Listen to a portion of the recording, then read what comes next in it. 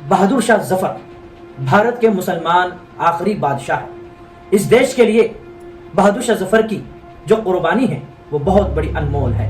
जब दरिंदे ब्रिटिश ने इस देश पर हुकूमत करने की गलीस नीयत से इस देश पर लूटमारी करना शुरू किया तो उनके खिलाफ आगाज हुआ हिंदुस्तान का पहला जंग 1857 का रेबेलियन। तो उस रेबेलियन रिवोल्ट में उसकी क़ियादत करते हुए बहादुर शाह जफर ने ब्रिटिश के खिलाफ जंग करना शुरू किया।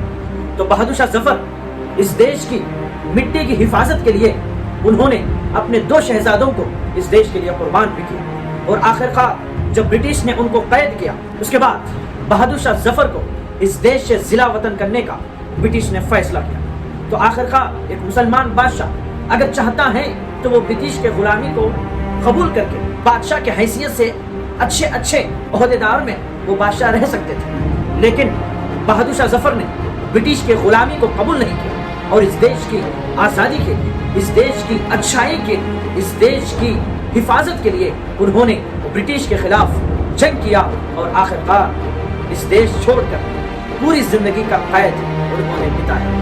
और पूरी जिंदगी कैद बिताने के बाद रंगून, जो म्यांमार उस जमाने में ब्रिटिश के कंट्रोल में था, तो उस रंगून म्यांमार में उन्होंने इसी नवंबर महीने में अपनी आखिरी सांस ली है। तो बहादुर शाह जफर जैसे इस देश के लिए लड़ने वाले कई लोगों के बारे में आज आपको मालूम नहीं हो रहा है। क्यों? क्योंकि मुसलमानों की जो कुर्बानियां हैं, मुसलमानों की जो हुब्बुल वतनी के सबूत के वाकयात हैं, इसको ख़त्म करने के लिए बहुत से सुबह व शाम कोशिशें हो रही हैं। तो मेरे भाइयों, बहादुर शाह जफर जैसे बड़े अजीम बादशाह जिन्होंने अपनी बादशाही छोड़ी, अपनी बड़े बड़े महल इस देश के लिए छोड़कर मैदान में आए और आखिरकार इस देश की हिफाजत के लिए ब्रिटिश के खिलाफ लड़े और जिला वतन होकर अपनी आखिरी सांस इस देश के लिए लिया है।